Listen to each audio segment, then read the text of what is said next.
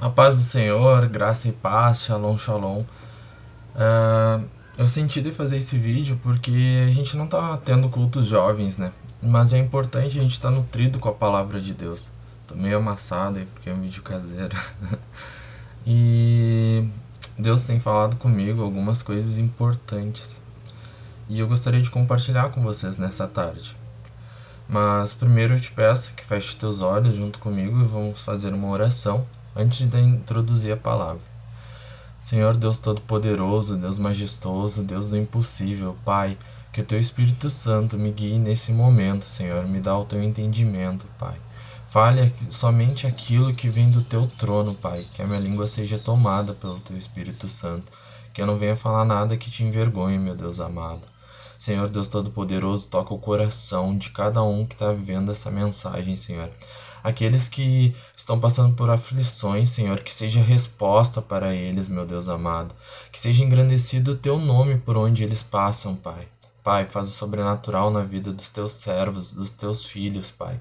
Que eles sintam prazer a cada dia estar diante da Tua presença, Senhor, e estar caminhando segundo o que Tu tem preparado para a vida de cada um.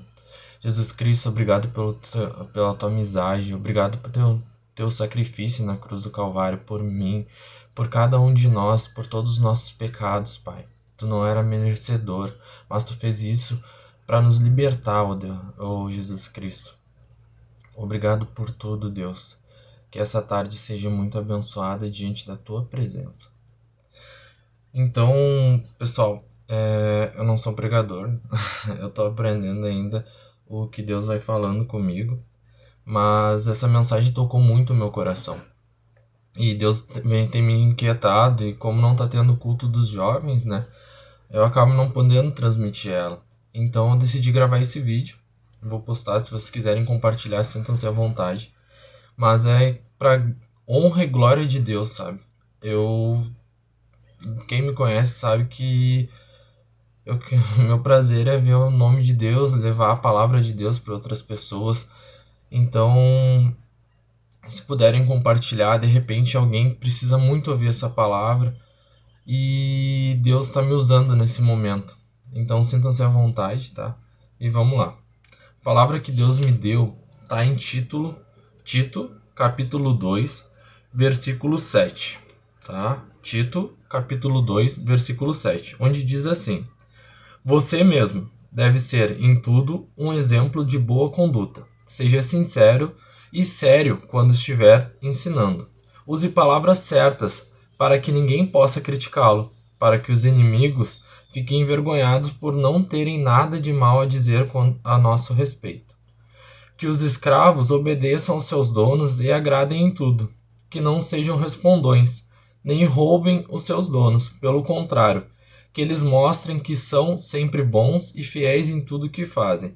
Desse modo, por causa das coisas que eles fizerem, todos falarão bem da doutrina a respeito de Deus, o nosso Salvador. Bom, Deus trabalhou comigo, falou no meu coração quando eu li esses versículos, onde a gente pode ver que Deus nos pede para ser bons exemplos. Quando a gente se torna cristão, automaticamente o mundo todo ele parece que fica procurando alguma brecha para te julgar. Alguma brecha para dizer, ué, mas tu não é cristão e está fazendo isso? Então Deus nos ensina que nós devemos ser bons exemplos, nós devemos ser pessoas cultas, estar buscando sempre conhecer mais da palavra dele, para que nós possamos fazer a diferença e que ninguém possa nos julgar, que o ímpio não possa nos julgar, dizendo, como assim? Quem é tu? Simples, a gente está apoiado na verdade. E ser bons exemplos, às vezes é muito difícil, né? Talvez ninguém saiba exatamente como é ser uma pessoa correta, como é ser um bom exemplo. Mas Deus nos ensina na palavra dele, onde fala ali exatamente, seja sincero e sério quando ensinar. Use palavras certas, ou seja sábio, busque conhecer a verdade, busque fazer a diferença. Não roubem os seus donos, não faça nada de errado. Mostre que mesmo vivendo nesse mundo, todo mundo rouba, todo mundo mente e mesmo assim são impunes. Amém. Uma hora eles vão responder por esses crimes, vão responder por isso no juízo final. Mas tu tem que ser diferente. Tu tem que fazer a diferença. Tu tem que mostrar que a tua vida com Jesus Cristo é diferente e que ela é melhor. Então a gente entende, sabe? E desse modo, todos falarão bem da doutrina a respeito de Deus, o nosso Salvador. A nossa missão aqui na Terra, basicamente, é trazer pessoas para conhecerem Deus, para conhecerem a maravilha que é viver ao lado de Deus. Sabe, eu acredito que quem está vivendo o sobrenatural com Deus, ele quer sair contando para todo mundo. Cara, vim conhecer esse Deus, é fantástico estar nessa casa, nessa presença. Mas como tu vai atrair as pessoas? É muito fácil tu chegar com palavras e dizer: eu tô vivendo o sobrenatural de Deus, eu tô fazendo a diferença. Lembra que eu mentia, eu roubava, eu trapaceava? Hoje eu não faço mais isso e Deus tem abençoado a minha vida. Hoje eu vivia com pouco e hoje Deus está fazendo com que pouco seja muito. Mas como as pessoas vão ver isso? Como as pessoas vão entender isso? Através do teu exemplo. Então, tudo para te atrair pessoas para Deus precisa do teu exemplo. Precisa que tu esteja fazendo as coisas corretas. Sabe? Precisa que em situações difíceis tu olha para eles e diz: vai dar tudo certo porque o meu Deus está cuidando disso. Mostre a tua fé. Seja exemplo. Que eles vão ver a mudança na tua vida e vão querer conhecer esse Deus tão maravilhoso que é o nosso Deus. Diz em Romanos 2,24, que eu acho tremendo esse versículo, diz bem assim: pois as escrituras sagradas dizem: os não-judeus falam mal de Deus por causa de vocês, os judeus. Vamos trazer para o nosso contexto, tá? Quando fala ali os não-judeus, vamos parar para aqueles que não conhecem a Deus, que não conhecem, não acreditam na mesma fé que a gente. Ali fala que eles falam mal por causa de vocês, os judeus. Ou seja, muitos cristãos não seguem exatamente a doutrina que Deus nos ensina. Não está sendo bons exemplos. E isso faz com que pessoas que querem conhecer a Deus acabem não conhecendo. Porque eles estão vendo exemplos contrários do que é a palavra de Deus. Ah, mas aquele rapaz, aquele jovem, aquele senhor está na igreja e segue fazendo as coisas erradas. Eu não vou conhecer aquele Deus. Poxa, está escrito isso na Bíblia que vai acontecer. Então como é que a gente pode vencer isso? Como é que a gente pode fazer diferente? Poxa, não é só a minha vida, é a vida dos outros também que são impactadas quando eu estou na presença de Deus. Diz que a graça de Deus é tão grande que ela não recai somente sobre a nossa vida, ela recai sobre a nossa vida e transborda para todos à nossa volta. Tu pode fazer a diferença na tua casa, tu pode fazer a diferença na tua família, tu pode fazer a diferença no teu emprego, desde que tu honre a palavra de Deus. Ah, mas eu sou só um. Mas é aí que Deus trabalha. Deus trabalha com pouco para que vire muito. É simples. Deus é maravilhoso e não tem como entender por que ele trabalha assim. Mas é a maneira que ele gosta de trabalhar. E tu fazendo a diferença no teu lar. Olha, eu sou cristão, eu tô indo na igreja. Vou parar de brigar, vou parar de discutir com a minha mãe. Vou parar de fazer rebeldia. Eu vou seguir um dos 10 mandamentos, que é respeitar pai e mãe. Faça a diferença. Ah, meus amigos estão saindo para beber e tudo. Eu não estou dizendo para ti não sair com os teus amigos. Mas entenda que a partir do momento que tu decide ser cristão, o que era do mundo não vai mais te satisfazer. O Espírito Santo vai te inquietar de uma forma que tu vai se sentir que naquele lugar tu está deslocado. Mas é aí o que devemos fazer? Ser bons exemplos para trazer os nossos amigos para a casa de Deus. Os jovens fazem a diferença, porque quando a gente muda, se o nosso lar não é cristão, ele passa a ser. Se os nossos amigos ainda não são cristãos, eles olham pra gente e veem a diferença na nossa vida. Deus não nos priva das coisas, mas ele nos dá limite. Tudo aquilo que condena a nossa alma, não devemos fazer. Ah, mas eu sou falho, eu sou pecador. Eu erro todo dia eu tô aprendendo com Deus, todo dia pastores, pregadores estão aprendendo com Deus. Não vai ser diferente na tua vida. Mas tu pode, cada dia, se tu souber o caminho correto a tomar, aquilo que te aproxima de Deus, tome ele. Mas tudo isso que eu falei, pra mim foi só uma introdução para onde Deus me tocou muito para pregar.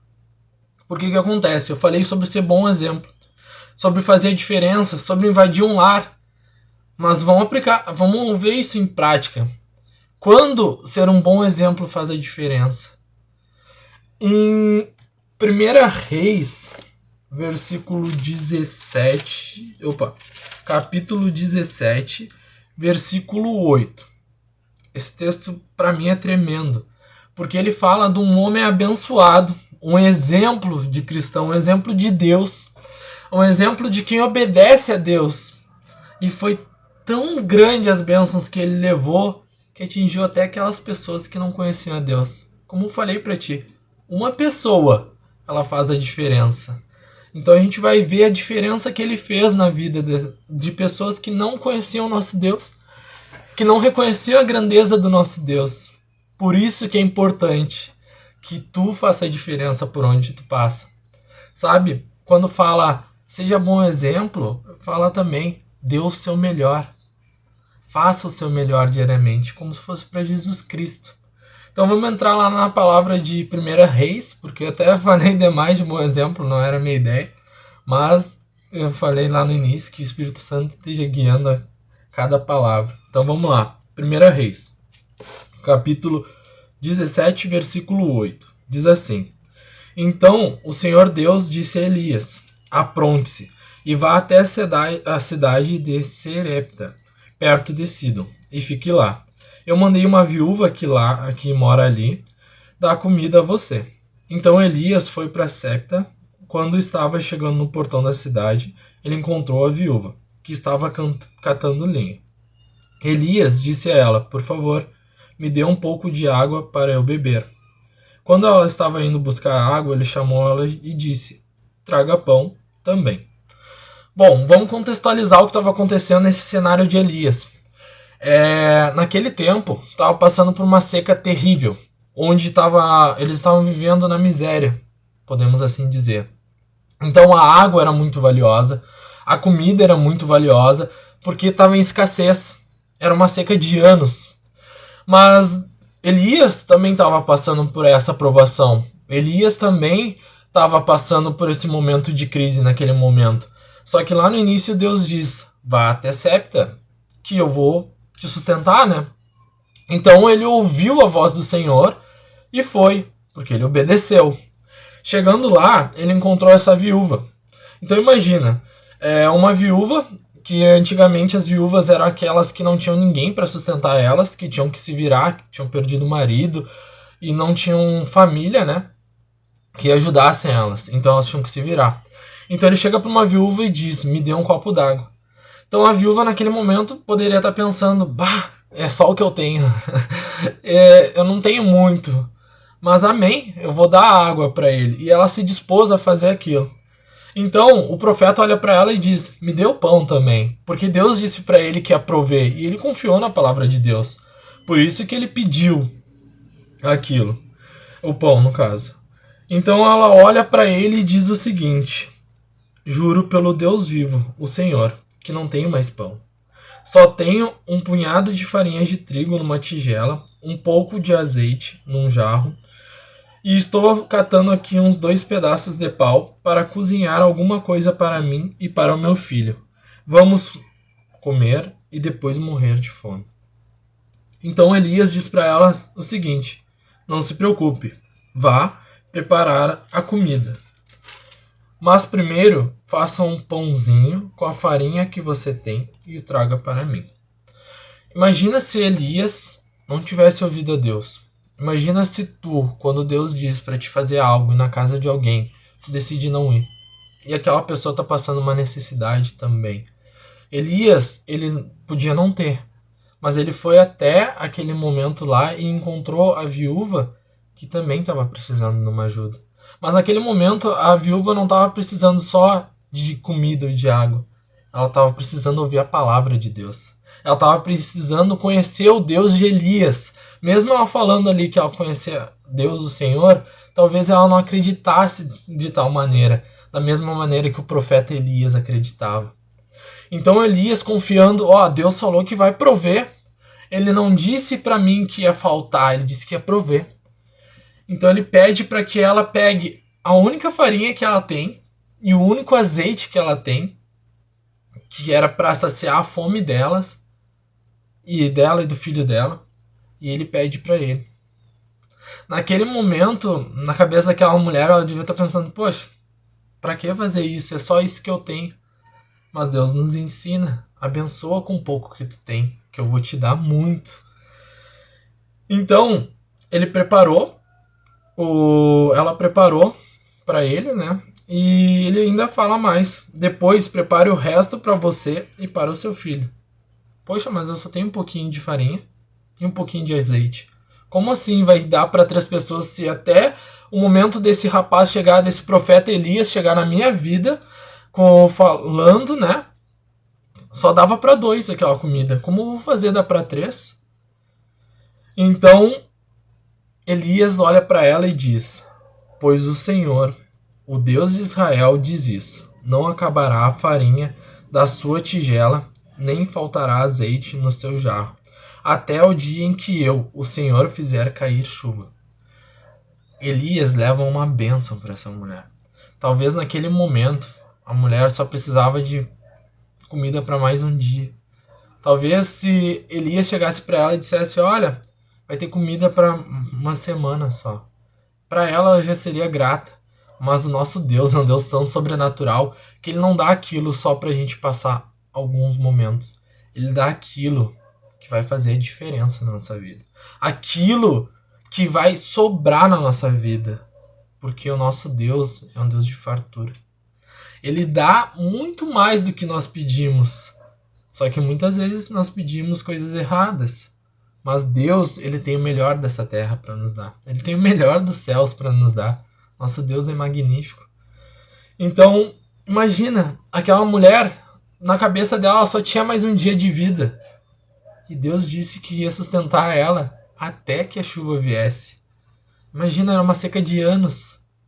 Quando ela ia imaginar? Ela estava contando os dias dela. Mas Elias, por ter obedecido à voz de Deus, abençoou a vida dela. E ela também teve que escutar. Teve que entender, teve que ceder o pouco que tinha. Mas eu quero focar no profeta Elias, tá? Então a viúva foi e fez como Elias tinha dito. E todos eles tiveram comida para muitos dias. Deus faz muito mais do que a gente imagina. Elias podia pensar também: eu vou lá e Deus vai me sustentar por um dia só. Ele vai colocar uma pessoa para me abençoar por um dia só. Não. Deus fez muito mais. Abençoou ele e aquela viúva, a família dela, né, que era o filho, por muitos dias. Então, como em 1 Reis 17:16 fala: como o Senhor havia prometido por meio de Elias, não faltou farinha na tigela, nem azeite no jarro. Deus, ele tem honra com a palavra dele. Ele vai cumprir. Se ele te prometeu uma bênção, se ele te prometeu algo na tua vida, esteja preparado para viver o sobrenatural com Deus. Então, andando mais à frente, a gente vai ver que em 1 Reis 17:17, algum tempo depois, o filho da viúva ficou doente. Ele foi ficando cada vez pior e acabou morrendo. Então ela disse a Elias: homem de Deus, o que o Senhor tem contra mim? Será que o Senhor veio aqui para fazer com que Deus lembrasse dos meus pecados e assim provocar a morte do meu filho? Olha só, naquele momento, a mulher esqueceu de todas as bênçãos que Deus tinha dado para ela. Poxa, ela estava passando por um perrengue, estava passando por um momento difícil. Deus foi lá e deu fartura na casa dela, mas aconteceu uma prova. Aconteceu uma batalha. Aconteceu uma dificuldade.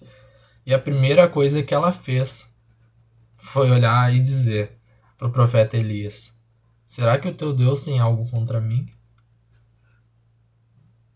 ela podia ter olhado e ter dito: louvado seja o nome de Deus. Tu me sustentou. Eu tinha um dia só com meu filho naquele momento. E tu me deu muitos dias com meu filho. Mas tu sustentou para que eu aproveitasse mais com ele. Eu sei que é difícil uma perda, né? Mas imagina, ela imaginava que só tinha um dia e ela ganhou muitos dias. Ela poderia ter sido grata ao invés de blasfemar, né? Ao invés de questionar, dizendo questionar a sabedoria de Deus. Então, o profeta Elias olha para ela e fala o seguinte: aí que tá. Aí que por isso que eu falo que a gente tem que fazer a diferença. Por isso que Deus nos ensina que nós temos que ser exemplo por onde a gente passa. O profeta Elias olha para ela e diz o seguinte: dê-me o seu filho. Então pegou o menino dos braços da mãe e levou para o andar de cima, para o quarto onde estava morando, e colocou na sua cama. Então, olha o que o profeta Elias fez. Então orou em voz alta, assim: ó Senhor meu Deus, por que fizeste essa coisa tão terrível para essa viúva? Ela me hospedou e agora tu mataste o filho dela. Aí Elias se deitou por cima do menino 3 vezes e orou deste modo: ó Senhor meu Deus, faz com que esta criança viva de novo. E o Senhor Deus respondeu a oração de Elias. O menino começou a respirar outra vez e tornou a viver. Então Elias pegou o menino e levou para baixo para sua mãe.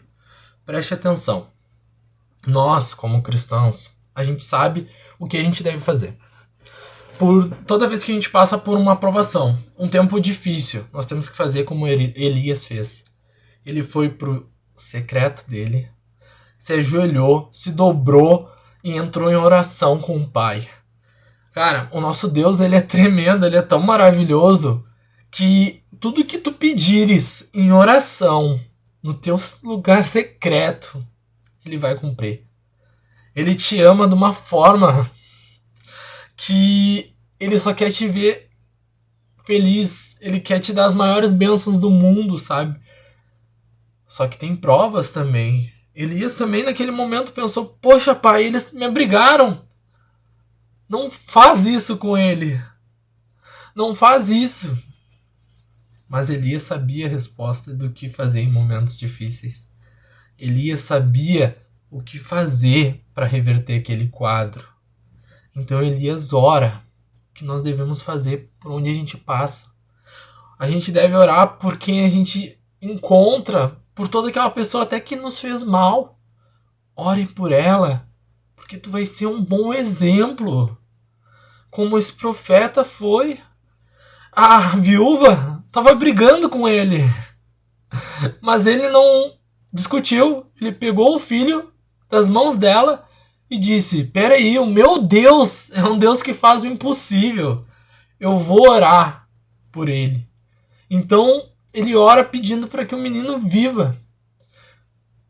E às vezes a gente pensa: para que eu vou orar por isso? É algo impossível de acontecer. Não tem como acontecer isso. Irmão, deixa eu te dizer uma coisa. Para Deus, nada é impossível. Nada é impossível. Ele é o dono da vida. Ele é o dono do ouro. Ele é o dono da prata. Ele é o dono da medicina. Ele é o dono da cura. E Elias não pensou nisso. Mas é impossível. Ele só foi orar.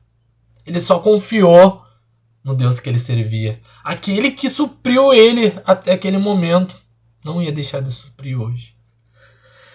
Então, o menino volta à vida. E a mãe e Elias diz para a viúva: veja, o seu filho está vivo.